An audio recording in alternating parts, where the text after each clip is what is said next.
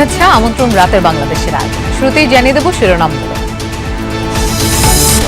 স্থবির অর্থনীতি চাঙ্গা করতে ৭,০০০ কোটি টাকার প্রণোদনা তহবিল ঘোষণা। ঋণের ৭% সুদ ভর্তুকি দেবে সরকার। ২৫ লাখ কর্মসংস্থানের আশা গভর্নরের। আমাদের প্রায় 2.5 মিলিয়ন জব ক্রিয়েশন হবে, এক্সপোর্ট রিকভারি হবে, এগ্রিকালচারাল বুস্ট হবে, রেমিটেন্স গ্রোথ বাড়বে বলে আমরা আশা করছি।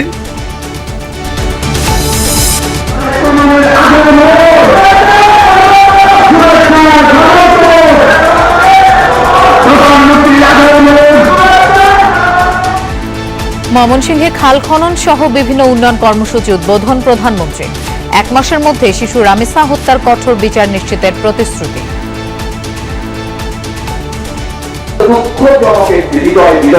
ঘটনা ঘটছে, এই সত্য বার্তাকে কিভাবে হত্যা করা হচ্ছে দেখেছেন। আমরা প্রথম থেকে বলে এসেছি যে আইনের দৃষ্টিতে কোন ব্যক্তি যদি অপরাধ করে তার শাস্তি পেতে হবে। শিশু রামিসা ধর্ষণ ও হত্যার ডিএনএ রিপোর্ট তদন্ত কর্মকর্তার কাছে পাঠালো সিআইডি। ঈদের আগেই দেয়া হবে চার্জশিট, বললেন আইনমন্ত্রী। সাবেক এলজিআরডি উপদেষ্টার বিরুদ্ধে বিপুল টাকার অনিয়মের অভিযোগ মন্ত্রী প্রতিমন্ত্রীর। সচিবের সই ছাড়া প্রকল্প পাস, দায় অস্বীকার সজীব ভূঁইয়া। টেন্ডার হওয়ার পরে, ওয়ার্ক অর্ডার দেওয়ার পরে আর বাকি কোনো ফর্মালিটিজ মেনটেন হয়, শুধুমাত্র বিল তৈরি হয়েছে। বিলটা ট্রেজারিতে গিয়েছে, ট্রেজারিতে চেক ইস্যু হয়েছে, ঠিকাদার ব্যাংক থেকে টাকা তুলে নিয়ে চলে গেছে। কোনো প্রকল্প পাস করাই সম্ভব না সচিবের অগোচরে রেখে। এটা আমি চ্যালেঞ্জ করছি মিস্টার শাহ আলমকে। হামে ৫০০ ছাড়িয়েছে প্রাণহানি। আজও ১৩ শিশুর মৃত্যুর খবর জানালো স্বাস্থ্য অধিদপ্তর। আক্রান্ত এলাকায় ছুটি পাবেন না ডাক্তার, নার্স ও টিকা প্রদানকারীরা। প্রিয়জনদের সাথে ঈদ উদযাপনে বাড়ির পথে ছুটছেন ঢাকাবাসী। প্রথম দিনে লঞ্চ, ট্রেনে স্বস্তির যাত্রা। ঢাকা ও ঢাকার বাইরে জমে উঠতে শুরু করেছে কোরবানির পশুর হাট। এছাড়াও রাতের বাংলাদেশে আরো থাকছে।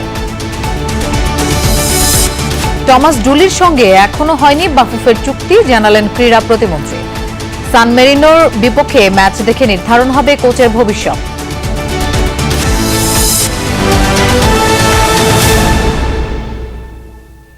এতক্ষণ শিরোনাম দেখছিলেন, আপনাদের সঙ্গে থাকছি আমি মৌসুমী আহমেদ লোপা। বন্ধ কলকারখানা চালু সহ দেশের স্থবির অর্থনীতি চাঙ্গা করতে ৭,০০০ কোটি টাকার বিশেষ তহবিল ঘোষণা করেছে বাংলাদেশ ব্যাংক। প্রণোদনা প্যাকেজটি বাস্তবায়ন হলে ২৫ লাখ লোকের কর্মসংস্থান হবে বলে আশা করছে বাংলাদেশ ব্যাংক। দুপুরে সংবাদ সম্মেলনে এসব কথা বলেন গভর্নর মোস্তাকুর রহমান। তিনি জানান, ঋণের নামে ব্যাংকিং খাত থেকে ৫ লাখ কোটি টাকা চুরি হয়ে গেছে, যা আদায় করা সহজ নয়।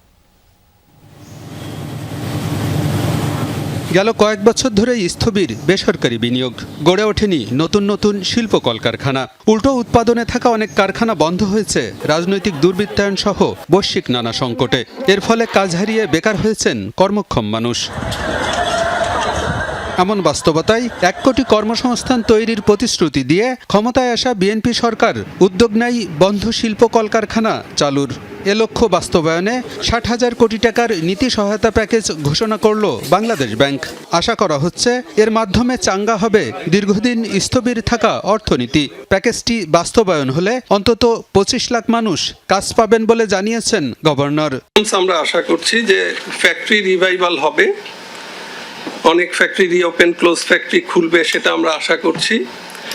এগ্রিকালচারাল বুস্ট হবে, রেমিটেন্স গ্রোথ হবে, গ্রিন ইনভেস্টমেন্ট হবে এবং রুরাল ইকোনমি একটু ভাইব্রেন্ট হবে। আমরা আশা করছি এর মাধ্যমে ২৫ লাখের বেশি কর্মসংস্থান হবে, যদি এটি সম্পূর্ণ আমরা সঠিক জায়গায় পূর্ণাঙ্গভাবে ক্রেডিটটা কাজ করে।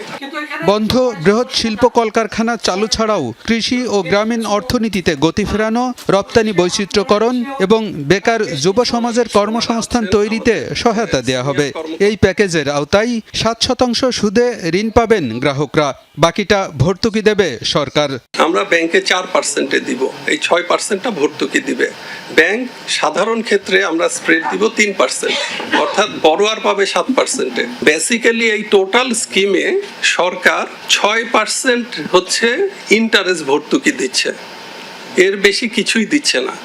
অর্থনীতির বর্তমান বাস্তবতায় নীতি সহায়তা প্যাকেজের বিকল্প নেই। তবে ভালো গ্রাহকরা যেন সহায়তা পান তা নিশ্চিত করা হবে বলে জানিয়েছেন গভর্নর। ন্যাচারালি আমাদের ইকোনমি এখন যেই জায়গাটায় আছে এই ধরনের একটা ইনভেস্টমেন্টকে বুস্ট করার জন্য কাজ করা ছাড়া আমাদের হাতে অন্য কোনো চয়েস নাই এই মুহূর্তে। আপনারা যদি 100 জন এন্টারপ্রেনিয়রের সাথে কথা বলেন দেখবেন যে 90 জনই বলবে যে ওয়ার্কিং ক্যাপিটাল ড্রাই হয়ে গেছে। এটা ডিফারেন্ট রিজন আছে, তবে অবশ্যই যারা ইচ্ছাকৃত ঋণ খেলাপি এদের ব্যাপারে আমাদের অবস্থান কিন্তু খুবই শক্ত, আগেও ছিল এখনো ছিল, এটা থাকবে। গভর্নর বলেন, ইচ্ছাকৃত খেলাপিদের বিষয়ে কঠোর অবস্থানে বাংলাদেশ ব্যাংক। ঋণের নামে চুরি হওয়া টাকা আদায় সহজ নয় বলে মন্তব্য করেন মুস্তাকুর রহমান। 5 লাখ কোটি টাকা চুরি হয়ে গেছে, ব্যাংকিং সিস্টেমের 1/3 টাকাই নাই। এগুলো আসলে এনপিএল বলছি আমরা সফিস্টিকেটেড ওয়েতে, এর একটা বড় অংশ কিন্তু আসলে চুরি হয়ে যাওয়া টাকা, এর এগেইনস্টে প্রপার কোনো অ্যাসেট নাই। খুবই স্ট্রিক্টলি এবং ফাস্ট ট্র্যাকে কাজ করছি। বিষয়টা কিন্তু এত সহজ না, কারণ আমাদের চুরি হওয়া অ্যাসেট মোস্টলি কিন্তু পাচার হয়ে গেছে। 60,000 কোটি টাকা প্রণোদনা প্যাকেজের 41,000 কোটি টাকা আসবে সরকারি খাত থেকে, বাকি 19,000 কোটি টাকা দিবে বাংলাদেশ ব্যাংক। নতুন আইনের আমরা একটা প্ল্যান করছি। আলমগীর হোসেন, যমুনা নিউজ, ঢাকা। সরকারের উন্নয়ন পরিকল্পনা ভেস্তে দিতে আওয়ামী লীগের সাথে গোপনে আঁতাত করছে একটি গোষ্ঠী। 5 আগস্টের বিতাড়িতদের সাথে গোপনে যোগাযোগ করছে কেউ কেউ। ময়মনসিংহের ত্রিশালে খাল পুনঃখনন কর্মসূচি শেষে বক্তব্যে এই অভিযোগ করেন প্রধানমন্ত্রী তারেক রহমান। প্রতিশ্রুতি দেন 1 মাসের মধ্যে শিশু রামিসার হত্যাকারীর কঠোর ও সর্বোচ্চ শাস্তি নিশ্চিত করা হবে। ত্রিশালকে নজরুল সিটি ঘোষণা করা যায় কিনা সেই সম্ভাব্যতা যাচাইয়ের নির্দেশনা দেন তারেক রহমান। আরেফিন শাকিলের প্রতিবেদন আর ছবি তুলেছেন সাজ্জাদ হোসেন। শহীদ রাষ্ট্রপতি জিয়াউর রহমান যেখানে করেছিলেন নতুন অধ্যায় সূচনা, প্রায় 4.5 দশক পর সেখানে দাঁড়িয়ে তার উত্তরসূরি। 1979 সালে ময়মনসিংহের ত্রিশালে ধরার খাল খনন করেন সাবেক রাষ্ট্রপতি জিয়াউর রহমান। তবে সংস্কারের অভাবে কার্যকারিতা হারায় জলাধারটি।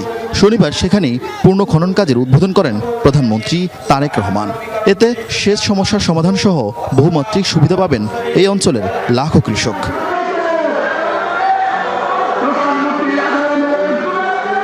তারেক রহমানকে দেখতে খাল পাড়ে জড়ো হন হাজারো মানুষ। এ সময় শিশু রামিসার পরিবারকে ন্যায় বিচার পাইয়ে দেওয়ার অঙ্গীকার করেন প্রধানমন্ত্রী। আইনের দৃষ্টিতে কোনো ব্যক্তি যদি অপরাধ করে তার শাস্তি পেতে হবে। বিচার করতে হলে সরকারের কতগুলো নিয়ম কানুন আছে। এখন আমরা খেয়াল করছি প্রিয় ভাই বোনেরা, কিছু সংখ্যক মানুষ একটা পরিস্থিতি তৈরি করার চেষ্টা করছে। আইনের শাসনকে তারা বাধাগ্রস্ত করছে না, আইনকে আইনের মতো কি চলতে দিচ্ছে না। জামায়াতকে ইঙ্গিত করে পতিত আওয়ামী লীগের সাথে তাদের অতীতের মতো আতাতের অভিযোগ তোলেন তিনি। যারা মানুষের জন্য গৃহীত কর্মসূচিকে বাধাগ্রস্তের জন্য বিভ্রান্তি ছড়াচ্ছে তাদের ব্যাপারে বাংলাদেশের মানুষকে সজাগ থাকতে হবে। এখন যারা অরাজকতা সৃষ্টি করতে চাইছে, খবর নিয়ে দেখেন ওই 5 আগস্টে যারা বিতাড়িত তাদের সাথে এরা তলে তলে আবার খাতির শুরু করেছে। মাত্র 3 বছরে সারা বাংলাদেশে প্রায় 3,500 মাইল খাল খনন করেছিলেন সাবেক রাষ্ট্রপতি জিয়াউর রহমান, যার মাধ্যমে সেই সময় সারা বাংলাদেশে এক ধরনের কৃষি বিপ্লব ঘটেছিল। এবার সেই পথ অনুসরণ করছেন তারই ছেলে বর্তমান প্রধানমন্ত্রী তারেক রহমান। করতে চান সারা বাংলাদেশে 20,000 কিলোমিটার খাল খনন, যার অগ্রগতি এরই মধ্যে 25%। তবে এরই মধ্যে অভিযোগ উঠেছে কোথাও কোথাও খাল খননের নামে নষ্ট করা হচ্ছে কৃষি জমি, আবার কোথাও কোথাও খাল খনন করা হচ্ছে শুধুমাত্র পলিমাটি সরিয়ে। পরে প্রধানমন্ত্রী যোগ দেন কাজী নজরুল ইসলামের জন্মজয়ন্তী অনুষ্ঠানে। প্রায় 2 দশক পর এবার ত্রিশালে উদযাপিত হচ্ছে জাতীয় কবির জন্মদিন, যার উদ্বোধন করেন সরকার প্রধান। নজরুল সাহিত্যে অসামান্য অবদানের জন্য দুজনের হাতে তুলে দেন সম্মাননা। বলেন নজরুল শিক্ষায় এগিয়ে নিতে হবে জাতিকে। এখানেও কথা বলেন শিশু রামিসার হত্যাকাণ্ড নিয়ে। শিশু নির্যাতন বা নারী নির্যাতন বর্তমান সরকার কোনোভাবেই মেনে নিবে না এবং বর্তমান সরকার রামিসার এই হত্যাকারী সর্বোচ্চ শাস্তি ইনশাআল্লাহ আগামী 1 মাসের মধ্যে নিশ্চিত করবে। ময়মনসিংহ জেলা বিএনপির সাংগঠনিক সভার মাধ্যমে শেষ হয় প্রধানমন্ত্রীর ত্রিশাল সফর। আরিফিন শাকিল, যমুনা নিউজ, ময়মনসিংহ। শিশু রামিসার ধর্ষণ ও হত্যার ডিএনএ রিপোর্ট তদন্ত কর্মকর্তার কাছে হস্তান্তর করেছে সিআইডি। সকালেই আইনমন্ত্রী মোহাম্মদ আসাদুজ্জামান জানান, ঈদের আগেই দেওয়া হবে চার্জশিট। সেক্ষেত্রে ছুটির পরপরই বিচার শুরু করা যাবে। মন্ত্রী বলেন, আলোচিত এই মামলার বিচার এমনভাবে শেষ করা হবে যাতে জনমনে প্রশ্ন না ওঠে।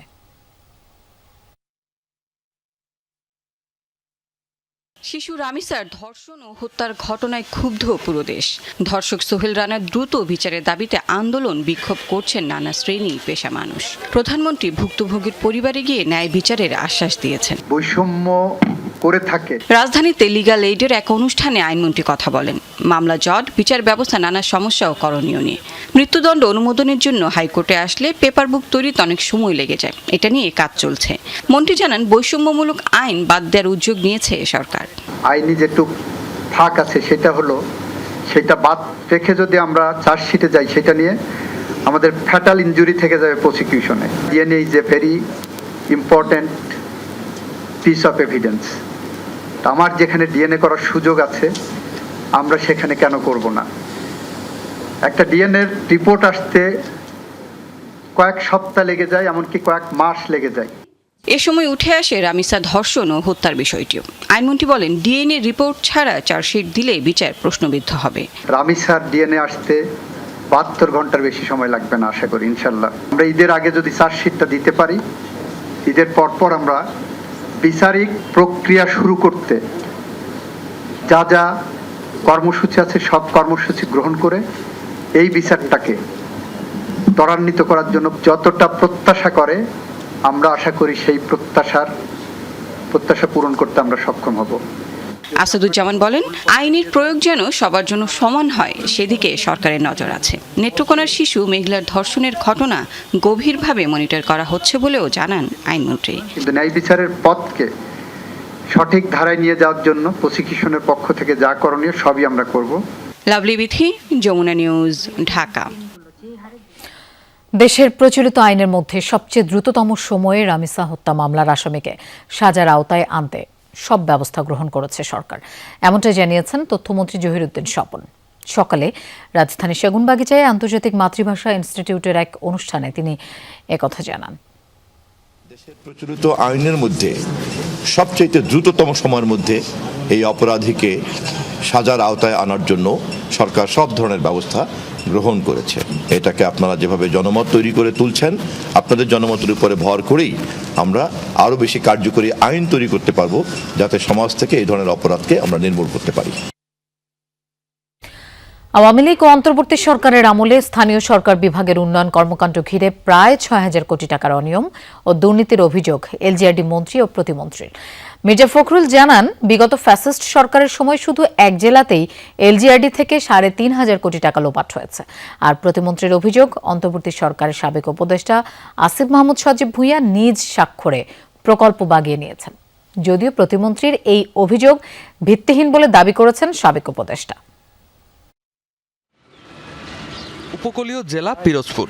গেল ১৮ মাস ধরে এই এলাকার রাস্তা, কালভার্ট, ব্রিজ সহ বেশ কিছু অবকাঠামোর উন্নয়ন পুরোপুরি বন্ধ। মন্ত্রণালয় বলছে, বিগত আমলে এসব প্রকল্পে প্রায় ৬,০০০ কোটি টাকার দুর্নীতি হয়েছে। রাতের আধারে ডিপিপি বানিয়ে হাতিয়ে নেওয়া হয়েছে টাকা। ২৪ ঘন্টার মধ্যে ডিপিপি রাতের অন্ধকারে তৈরি করা হয়েছে। এটা একটা অন্য রকমের দুর্নীতি। আপনার টেন্ডার হয়েছে, টেন্ডার হওয়ার পরে ওয়ার্ক অর্ডার দেওয়ার পরে আর বাকি কোনো ফর্মালিটিজ মেনটেন হয়নি, শুধুমাত্র বিল তৈরি হয়েছে। বিলটা ট্রেজারিতে গিয়েছে, ট্রেজারিতে চেক ইস্যু হয়েছে, ঠিকাদার ব্যাংক থেকে টাকা তুলে নিয়ে চলে গেছে। প্রতিমন্ত্রী জানান, অন্তর্বর্তী সরকারের উপদেষ্টা আসিফ মাহমুদ সজীব ভুঁইয়া সচিবের স্বাক্ষর ছাড়া নিজে প্রকল্প বানিয়েছেন, যা বিধি বহির্ভূত। অন্তর্বর্তীকালীন সরকারের সময় একজন উপদেষ্টা সচিবের স্বাক্ষর ছাড়াই উনি জোর করে ফাইল নিয়েছে, নিজে স্বাক্ষর করে অনুমোদন দিয়েছেন।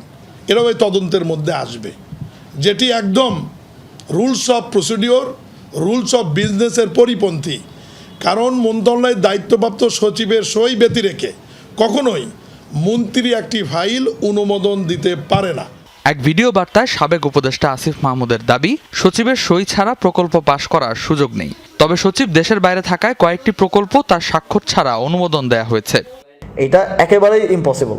কোনো প্রকল্প পাশ করাই সম্ভব না সচিবের অগোচরে রেখে, এটা আমি চ্যালেঞ্জ করছি মিস্টার শাহ আলমকে। তার যদি সৎসাহস থাকে, সে যদি তার যে স্টেটমেন্টে স্ট্যান্ড করে, তাহলে আগামীকালকে তো office day, I think last office day, তো আগামীকালকের মধ্যে তিনি এই ফাইলটা জনগণের সামনে স্পষ্ট করবেন। এদিকে শনিবার বিকেলে ইঞ্জিনিয়ার্স ইনস্টিটিউশন আইইবির ৭৮তম প্রতিষ্ঠাবার্ষিকীর অনুষ্ঠানে কথা বলেন এলজিআরডি মন্ত্রী মির্জা ফখরুল ইসলাম আলমগীর। অভিযোগ করেন, বিগত ফ্যাসিস্ট সরকারের সময় শুধু এক জেলাতেই এলজিআরডি থেকে ৩৫০০ কোটি টাকা লোপাট হয়েছে। বিগত সরকারের আমলে, ফ্যাসিস্ট সরকারের আমলে একটি জেলায়, সম্ভবত পিরোজপুর জেলায় ৩৫০০ কোটি টাকা লোপাট হয়ে গেছে, কোনো কাজ হয়নি, এবং সেটা এই এনজিআরডি মিনিস্ট্রি থেকেই গেছে, ডিপার্টমেন্ট থেকেই গেছে। এই দেশের মানুষ এখন তার আগের মতো অত সব সিম্পল আছে, সরল আছে তা নেই, তারা কিন্তু সব কিছু বোঝেনি। এসব দুর্নীতি ও অনিয়ম তদন্তে ৭ সদস্যের কমিটি করেছে সরকার, যার প্রতিবেদন দেয়া হবে ৬০ কর্মদিবসের মধ্যে। রেদওয়ান আহমেদ, যমুনা নিউজ, ঢাকা। হাম ও উপসর্গে মৃত্যুর সংখ্যা ছাড়ালো ৫০০। গেল ২৪ ঘন্টায় ১৩ শিশুর মৃত্যু হয়েছে। এই নিয়ে ৬৮ দিনে প্রাণহানির সংখ্যা দাঁড়িয়েছে ৫১২ জনে। একদিনে নতুন রোগী শনাক্ত হয়েছে ২১৩২ জন। স্বজনদের অভিযোগ, সুচিকিৎসা না পেয়ে বাধ্য হয়ে ছুটছেন এক হাসপাতাল থেকে অপর হাসপাতালে। এতে বাড়ছে ভোগান্তি। এদিকে সচিবালয়ে চিকিৎসা সামগ্রী হস্তান্তর অনুষ্ঠানে স্বাস্থ্যমন্ত্রী বলেন, আক্রান্ত এলাকাগুলোয় ঈদের ছুটি পাবেন না ডাক্তার ও নার্সরা। দেশজুড়ে হামের প্রাদুর্ভাবের টের পাওয়া যায় গেল মার্চ মাসে। রাজশাহী ও পার্শ্ববর্তী জেলা চাঁপাইনবাবগঞ্জ থেকে উপসর্গ নিয়ে হাসপাতালে আসতে থাকে রোগীরা। সচিবালয়ে রেড ক্রস ও রেড ক্রিসেন্টের ভেন্টিলেটর, নেবুলাইজার, স্যালাইন সহ নানান চিকিৎসা সামগ্রী হস্তান্তর অনুষ্ঠানে সব কথা বলেন স্বাস্থ্যমন্ত্রী। বিগত সরকারের ব্যর্থতা আমাদেরকে ঘাটতির মুখে ফেলে দিয়েছিল টিকার ব্যাপারে। তারা নেয়নি, রিট হয়েছে, এটাও জানেন। তারা প্রাইভেট থেকে কিনতে চেয়েছিল, এটাও আপনারা জানেন। যাই হোক, এগুলো অতীত কথা, আমরা নিয়েছি, এটাই হলো বর্তমান কথা। বিচার করার চাইতে আমাদের বুকের বাচ্চাদেরকে বাঁচানোর জন্য এখন সবাই চেষ্টা করতেছে। এটাতে থাকি, আগে এটা মিট আপ করি, তারপরে আমরা বলবো। ঈদুল আজহার বাকি আর মাত্র কয়েকটা দিন। এর মধ্যে জমজমাট পশুর হাটগুলো। ক্রেতা বিক্রেতাদের পাশাপাশি ভিড় বেড়েছে ব্যাপারীদের। তবে দাম নিয়ে রয়েছে মিশ্র প্রতিক্রিয়া। এক হাট থেকে আরেক হাট ঘুরে দাম যাচাইয়ের পর পছন্দের পশু কিনছেন ক্রেতারা। বিক্রেতাদের দাবি, কোরবানির পশু লালন পালনে খরচের হিসেব না করেই দাম বলছেন ক্রেতারা।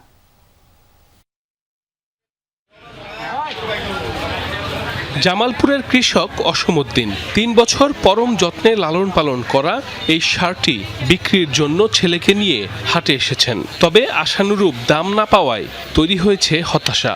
খরচের তুলনায় লাভ তো দূরের কথা, মূলধন নিয়েই এখন দুশ্চিন্তায় এই কৃষক।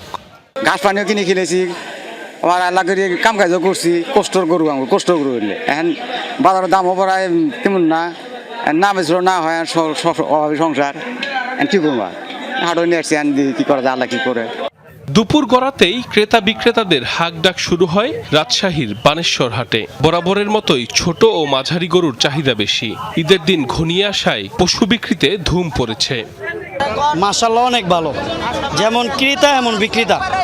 আমার 60টা কিনে হয়েছে। হাট ভালোই জমছে, কিন্তু দাম বেশি গরুর। আজকে হাট ভালোই আছে, হাটে গরুর দামও মোটামুটি ভালোই আছে, যে যেমন বাজেট নিয়ে আসছে। বিক্রেতাদের দাবি, পশু খাদ্যের দাম ছাড়াও বেড়েছে লালন পালন খরচ, যা বিবেচনা না করেই ক্রেতারা দাম কম বলছেন। গরু পর্যাপ্ত আছে, কিন্তু গরু এখন আর তারা ছাড়তেছে না। আমার এটা আমি দাম চাচ্ছি 3.5 লাখ, 2,70,000 টাকা বলতেছে, এখনো দাম কোনো ভাঙা হয় নাই। বড় গরু আছে, ছোট গরু আছে, এখন একটু বাজার চেতা, বিকেলে দিক মনে একটু কমতে পারে। রংপুর অঞ্চলের পশুর হাটে খুশির আমেজ আরও বেশি। হাট ভর্তি মানুষ। বাজেটের মধ্যে কোরবানির জন্য সবচেয়ে সুন্দর পশু ক্রয় করতে চান ক্রেতারা। বিক্রিতে লাভের মুখ দেখতে চান ব্যবসায়ীরা। 5টা গরুর উপর মিনিমাম 25,000 টাকা কম বলতেছে, এখন তো দেওয়া পারতেছি না। সকালে আসছি, গরুর যে আমদানি গরু, সেই হিসেবে মনে করছিলাম একটু দাম কম হবে, বাট গরুর যে দাম চাচ্ছে আমাদের বাজেটের বাইরে চলে যাচ্ছে। দেশের বিভিন্ন স্থানে জমে ওঠা হাটগুলোতে জাল টাকা শনাক্তে নানা ব্যবস্থা নিয়েছে সংশ্লিষ্ট কর্তৃপক্ষ। নিরাপত্তা নিশ্চিতে মোতায়েন রয়েছে পুলিশ। বেশিরভাগ হাটে বুধবার গভীর রাত পর্যন্ত কোরবানির পশু বেচাকেনা চলবে। সাইফ আহমেদ, যমুনা নিউজ। ঈদ উপলক্ষে রাজধানী ঢাকা ছাড়তে শুরু করেছেন নগরবাসী। ভোগান্তি এড়াতে আগেভাগেই ধরেছেন বাড়ির পথ। সকাল থেকে কমলাপুর রেল স্টেশনে যাত্রী চাপ দেখা যায়, তবে বাস ও লঞ্চ টার্মিনালে ছিল না বাড়তি চাপ। নৌপথে বাড়ি ফিরতে যাত্রীদের নিরাপত্তায় সব ধরনের ব্যবস্থা নেওয়ার কথা জানিয়েছেন নৌ প্রতিমন্ত্রী রাজীব আহসান। তিনি জানান, নৌকায় নদী পারাপার এবং লঞ্চে ওঠা বন্ধের সিদ্ধান্ত হয়েছে। এদিকে নৌপথে যাত্রীদের নিরাপত্তায় টহল কার্যক্রম চালাচ্ছে কোস্টগার্ড। পরিবার প্রিয়জনের সাথে ঈদ আনন্দ ভাগাভাগি করতে শহর ছাড়তে শুরু করেছেন নগরবাসী। কমলাপুর রেল স্টেশনে ছিল যাত্রী চাপ, তবে নেই হুড়োহুড়ি। যাত্রীরা জানালেন, কিছুটা বিলম্বে ট্রেন ছাড়লেও স্বাচ্ছন্দ্যে তারা বাড়ি ফিরতে পারছেন। নানু বাসায় যাচ্ছি। বাসের যানজটে একটু ঝামেলা থাকে, এর জন্য আমরা সবসময় ট্রেনটাই প্রেফার করি। আমরা অনলাইনে টিকিট কেটেছি, 3টা পাইছি আর বাকি 2টা পাইনি। ঈদের নামাজ পড়বো, তারপরে খাবার খাবো, সবাইকে মাংস ভাগ করে দিব। রেল সচিব জানালেন, শিডিউল বিপর্যয় কমাতে তারা তৎপর। যাত্রী দুর্ভোগ লাঘবেও দিলেন আশ্বাস। গতবার এটা পর্যালোচনা করে যেখানে যেখানে আমাদের ডেফিসিয়েন্সি ছিল বলে আমরা মনে করছি, যেমন ছাদে ওঠা, এটা যাত্রীদের নিরাপত্তার জন্য হুমকি স্বরূপ, তাই না? ঠিক আছে, এই ব্যাপারটি আমরা দেখবার জন্য আমি একটু আগে আলোচনা করেছি।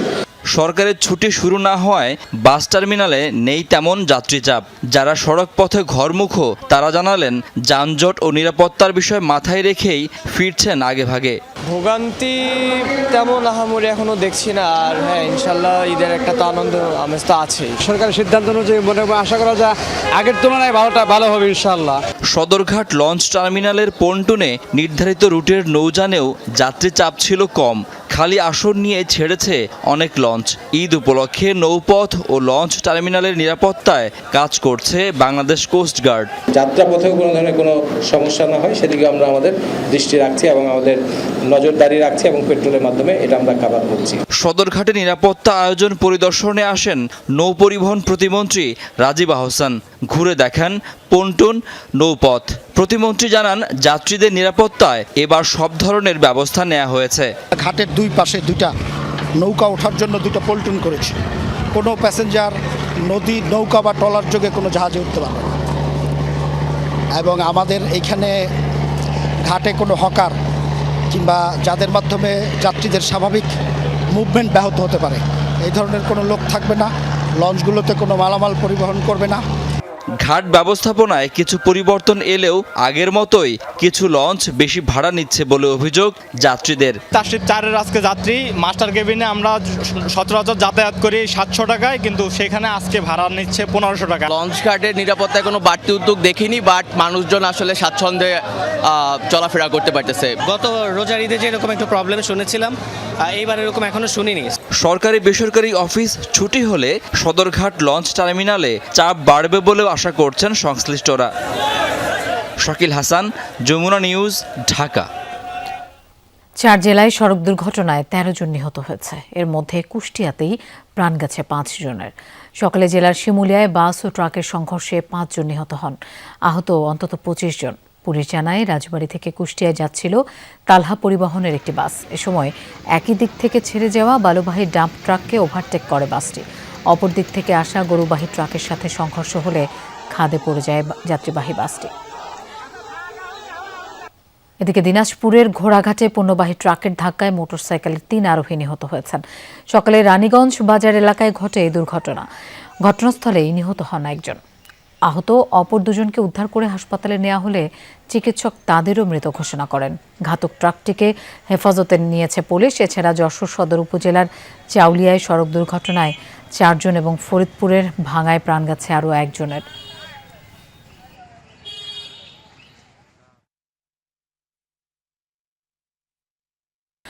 খুলনার দাকোপে র্যাবের গাড়ি থেকে আসামি ছিনিয়ে নেওয়ার ঘটনা ঘটেছে। এ সময় র্যাবের একটি গাড়ি ভাঙচুরও করা হয়।